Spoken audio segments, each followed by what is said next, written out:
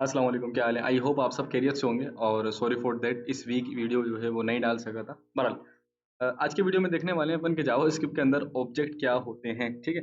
Now सबसे पहले मैंने लिख दिया व्हाट इज़ एन ऑब्जेक्ट, ठीक है?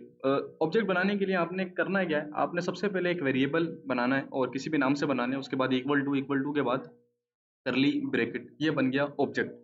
अगर इसकी जगह आपने लगा दिए स्क्वायर ब्रेसेस तो वो बन गया हमारे पास एरे। लेकिन इस वीडियो के अंदर अपन देखने वाले हैं ऑब्जेक्ट को, ठीक है? उसके बाद मैंने क्या करा, मैंने पूरा का पूरा इस तरीके से एक ऑब्जेक्ट बनाया कर्ली ब्रैकेट लगाकर। उसके बाद मैंने दे दिया नाम अली, एज, ग्रेड, ठीक है? इस तरीके से जो है वो मैंने इसके अंदर दे दी चीज़ें। अब होती क्या है, ये हमारे पास प्रॉपर्टीज कहलाती है और प्रॉपर्टी मिसाल के तौर पर ये हमारे पास की कहलाती है और ये हमारे पास कहलाती है वैल्यू, ठीक है? की हमेशा स्ट्रिंग के अंदर होती है और वैल्यू हमेशा किसी भी डेटा टाइप में हो सकती है, नंबर में, बूलियन के अंदर, फंक्शन, मेथड, कुछ भी हो सकता है, एक्स वाई जेड। लेकिन हमेशा की इसकी स्ट्रिंग के अंदर होती है। लेकिन अभी आप सोच रहे होंगे सर ये स्ट्रिंग दिख तो नहीं रही, नहीं। लेकिन जब ये प्रोसेस होता है हमारे पास ऑब्जेक्ट, तो डिफॉल्ट के अंदर कैसे होता है, ऐसे होता है। एक ही बात है, ऐसे लगाओ या वैसे लगाओ, एक ही बात है, ठीक है भाई? नाउ एज इस तरीके से, और उसके बाद मैंने इस ऑब्जेक्ट के अंदर दे दिया फंक्शन।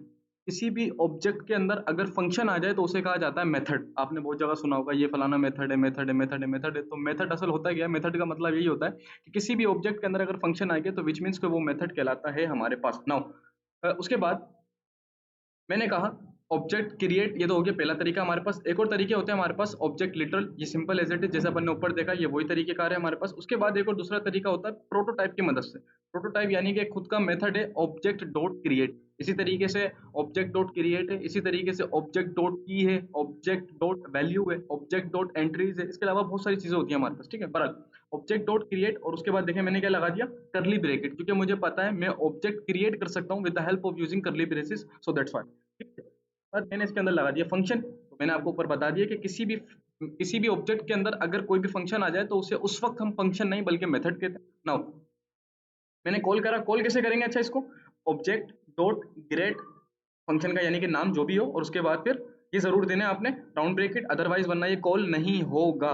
तो इसे कहा जाता है रेफरेंस पास करना, इसे कहा जाता है डायरेक्ट कॉल करना। तो कॉल करना जरूरी होता है। डॉट समझ लें कि उसके अंदर यानी कि ऑब्जेक्ट के अंदर एक फंक्शन है जिसे मैंने कॉल करा इसकी मदद से, और इसने मुझे जब प्रिंट कराया तो क्या दे दिया इसने मुझे, हाई दे दिया, सिंपल इज दैट, ठीक है? उसके बाद एक ऑब्जेक्ट की प्रॉपर्टी को एक्सेस किस तरीके से कर सकते हैं? मिसाल के तौर पर कि हमारे पास ऑब्जेक्ट है, अब ऑब्जेक्ट के अंदर एक यूजर है और यूजर का बहुत सारा डेटा है, नाम, ईमेल, पासवर्ड और उसका जेंडर, बहुत सारी चीजें। लेकिन मुझे उसका सिर्फ स्कोर चाहिए या उसकी कोई एक स्पेसिफिक चीज चाहिए जिससे मैं उसके बारे में पता लगा सकूं, ठीक है? ठीक है भाई, किस तरीके से एक्सेस कर सकते हैं? एक्सेस प्रॉपर्टी दो तरीके से कर सकते हैं, पहला डॉट नोटेशन के जरिए, दूसरा ब्रैकेट नोटेशन के जरिए। डॉट नोटेशन क्या होता है? आपने बस उस ऑब्जेक्ट का नाम लिखना है, उसके बाद लगाना है डॉट, और उसके बाद उसके अंदर देनी है की। याद रखें की देनी है, और जैसी की देंगे ऑटोमेटिक आपको उसकी वैल्यू मिल जाएगी जो उस की के अंदर स्टोर होगी, ठीक है? तो इसे कहा जाता है डॉट नोटेशन। इसी तरीके से पर्सन, स्क्वायर ब्रेसिस और उसके बाद एज, और मैंने दे दिया डबल कोटेशन के अंदर की।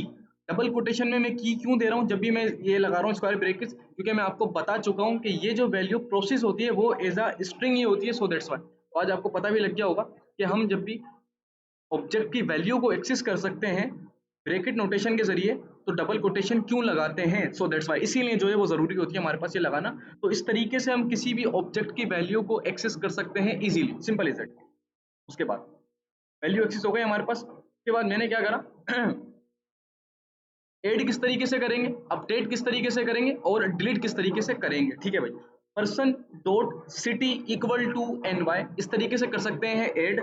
आपने डिलीट, एक रिजर्व कीवर्ड है, किसी भी अगर स्पेसिफिक प्रॉपर्टी को आपने डिलीट करना है तो डिलीट पर्सन डॉट एज लगाएंगे तो प्रॉपर्टी क्या हो जाएगी, डिलीट हो जाएगी। इस तरीके से हम क्या कर सकते हैं, डिलीट कर सकते हैं। उसके बाद वैल्यू अगर अपडेट करनी है तो सपोज करें आपने लिखा पर्सन डॉट नेम। अब कोई भी अगर आपने नाम चेंज करना है इक्वल टू लगाकर उसका नाम दे दें तो ऑटोमेटिक नाम क्या हो जाएगा हमारे पास, चेंज हो जाएगा। यानी कि जो पहले नाम था हमारे पास यहाँ पर अली था, डिफॉल्ट के अंदर अब क्या हो जाएगा, अली। अगर चेंज करना है तो ऑब्वियसली हमने लिख दिया असद, तो अब नाम क्या हो जाएगा, असद। तो this is power of object, और यही हमारे पास पावर होता है ऑब्जेक्ट का। इसके अलावा वैसे इन डेप्थ है इंशाल्लाह फिर देखते हैं वो नेक्स्ट वीडियो के अंदर। अल्लाह हाफिज, खुश रहे हमेशा।